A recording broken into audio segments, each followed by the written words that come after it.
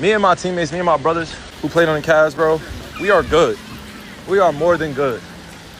All right? Tried their best, not them, but not even gonna blame them either. Peace. Love you too, bro. Appreciate you. Yes, sir.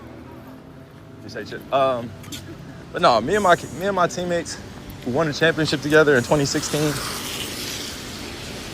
we are straight, y'all. All right? It's all love. And when I get back to the States, I'm gonna pop in with them. We're gonna chop it up. We're gonna have a great time. All right? And we're gonna leave it at that. Because the immaturity behind using media to spin narratives, psychotic, bro. Psychotic. You gotta understand, I've been in this media storm for about 10 years, 11 years. You know what I mean? And it's okay.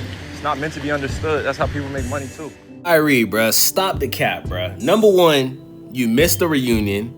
You didn't tell any of your teammates that you were gonna miss the reunion. And number three, this ain't got shit to do with media, my nigga. This got everything to do with J.R. Smith.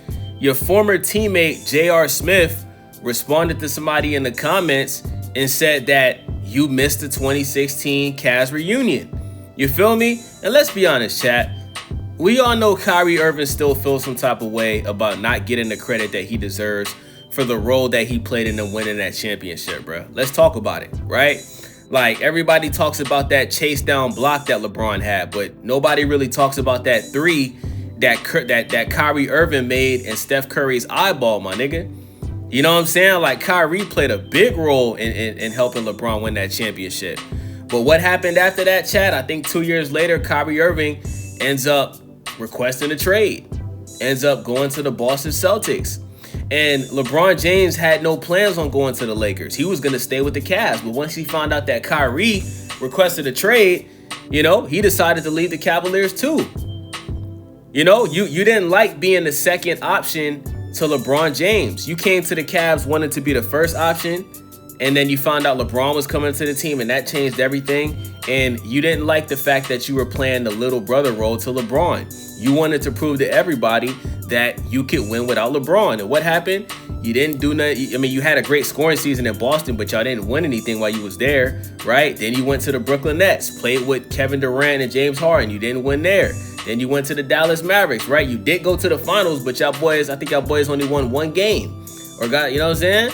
So let's talk about it, right? chat. Fair criticism is cool. Harsh criticism, hey man, by all means, y'all got it. When you start coming at who people are as people and you don't know who they are, when you start coming at individuals and you don't know who they are, and you start assuming and you start going based off of who people are from others, it never works out. But when you're in a public position like I'm in, you gotta be okay with it. People are gonna say whatever they want, do whatever they want. It's life. But somehow, me being at the top of accountability in terms of that, hey, I'm fine with that too. As a leader out here, I'm cool with taking accountability and admitting to my wrongs and mistakes. It's part of being mature and growing up. But you just don't let people play around with you. Don't let people play around with you. Don't let people copy off you either, man. Don't let people just tell you that you're not that you really not one of God's people. Real talk. Stop letting people tell you that. Trick you out your position. You know, this ain't 2016. I'm not 24. I'm not 23. 34 years old. Got fucking children, family, relationship strong. Me personally, I think Kyrie's the same exact person that he was back in 2016 on it. I don't see no difference, bro. I don't see no difference because, chat, if you know that the 2016 Cavaliers reunion is coming up, right? And you know that you were a part of that championship. You were the second option on that team. You hit the biggest shot in the finals, right, to help your team win. Why would you not call any of your teammates and tell them that you're not going to be able to make it? Like Kyrie, like, you basically gave your teammates your ass to kiss, my nigga. You basically told your teammates, kiss my ass. Because you obviously knew it was coming up, right? You didn't call LeBron. You didn't call nobody. You just didn't show up. But when J.R. Smith hops on the internet and exposes the fact that you didn't show up and he felt some type of way about that, because I guarantee you all of your teammates felt some type of way about that because they still remember how you left the Cavaliers in the first place. When you decided to request a trade from the Cavaliers, you didn't tell anybody on the team. You didn't tell LeBron. You didn't tell anybody that you was requesting a trade from the Cavaliers. Then you went on First Take, right, with Stephen A. Smith, and he asked you, hey, Kyrie, did you tell anybody you was requesting a trade? Nope.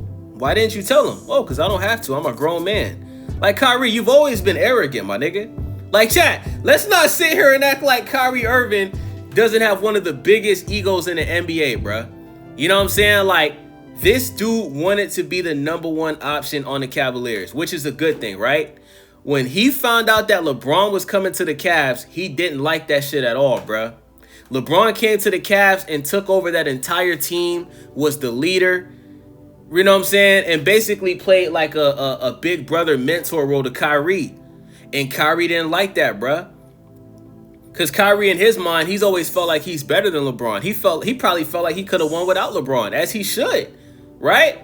But when LeBron took over and he became the leader, the number one option, and LeBron was, pretty much, telling Kyrie what to do, what not to do, basically trying to make him a better player. Kyrie didn't like the fact that LeBron was trying to little bro him. So they won the championship, and Kyrie Irving had to call Kobe Bryant because he told Kobe, he didn't feel the satisfaction that he felt like he should have felt winning that championship. And Kyrie Irving wanted to do the same thing that Kobe did, right? Shaq ended up leaving the Lakers because the Lakers weren't willing to pay him what he wanted to get paid. So Shaq ends up going to the Miami Heat. Kobe Bryant ends up taking over the Lakers, changes his jersey. No, he keeps the number 8 number, right? And Kobe basically becomes the most selfish player in the league at the time, right? This is before Paul Gasol got there. That's when Kobe dropped 81 points, you know what I'm saying? That's when Kobe was just probably the best scorer in the league during that time, right? But then when he played with Paul Gasol, he changed his number to 24 and he stopped being selfish and he ended up winning 2 more championships. That's not what happened with Kyrie Irving, bruh. Kyrie Irving went to the Boston Celtics, who already had a young Jaylen Brown and a young Jason Tatum. And instead of helping those players, get better, Kyrie basically was ball hogging on the Boston Celtics, bruh. He wasn't doing a good job of moving the ball. He basically was a shooting guard playing point guard, my nigga. That nigga was barely passing the ball on the Celtics, bruh. You know what I'm saying?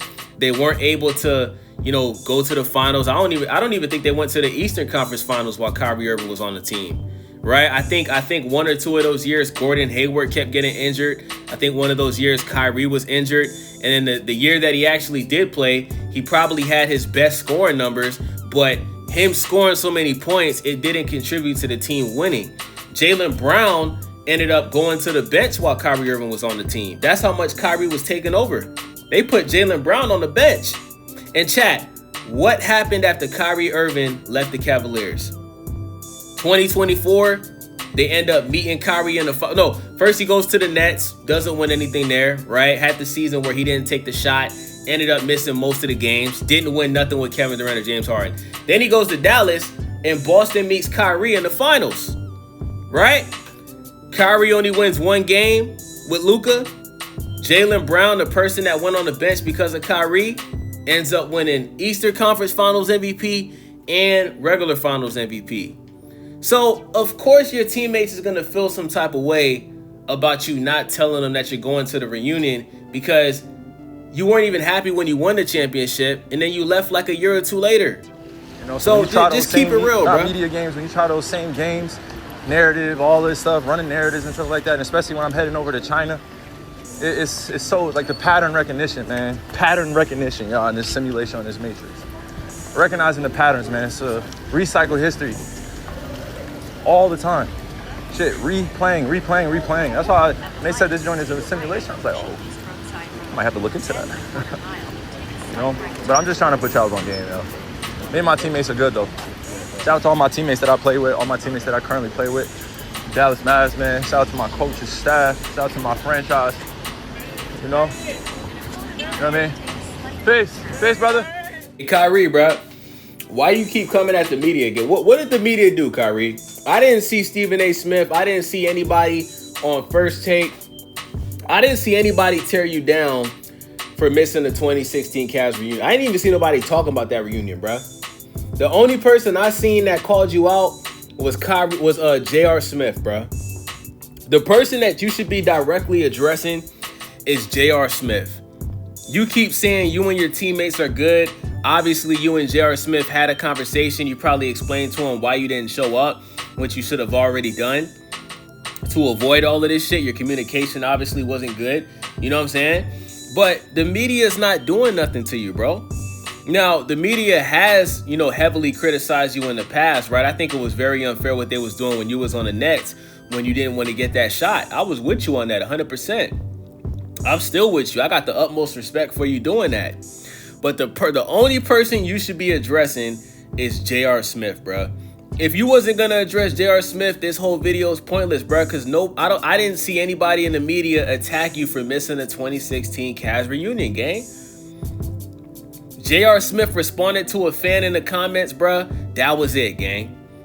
You know what I'm saying? But I look forward to seeing what Kyrie Irving does this year, because the Dallas Mavericks are just a complete different team, Chad. I think they got Chris Middleton.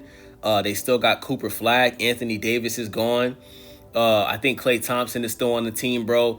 I look forward to seeing what Kyrie Irving does this year. I don't think anybody's expecting the Mavericks to, be a top contender in the West.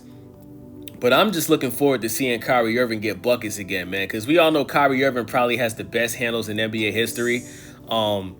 He's definitely, I think he's a good point guard. But I think Kyrie Irving, bro, when it's all said and done, bro, Kyrie Irving, bro, he needs to win a championship without LeBron, bro.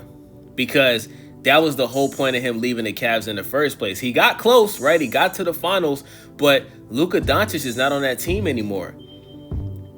So can the Dallas Mavericks, can they gather a roster that can make them contenders in the West, bro? Because the West is stacked, bro. You still got the Nuggets, you got OKC, you got the Spurs, you know what I'm saying? You got the Rockets that's going to have a healthy Fred VanVleet next year.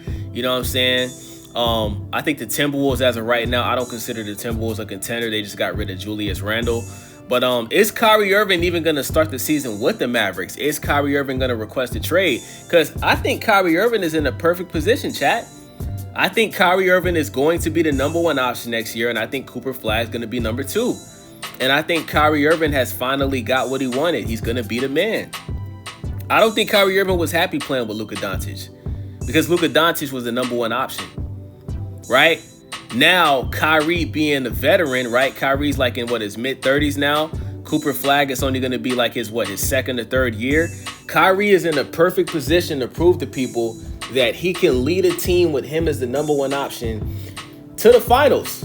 And I want to see him do it, bro. I fuck with Kyrie Irving. I just don't like how Kyrie Irving, comes on the internet capping sometimes, bro. He'll try to twist some shit and get woke with it, and it's like, that ain't even what it is, my nigga. This whole conversation happened because of J.R. Smith, bro. This ain't got shit to do with the media. It ain't got shit to do with Stephen A. Smith. This all got something to do with your former teammate, J.R. Smith, bro.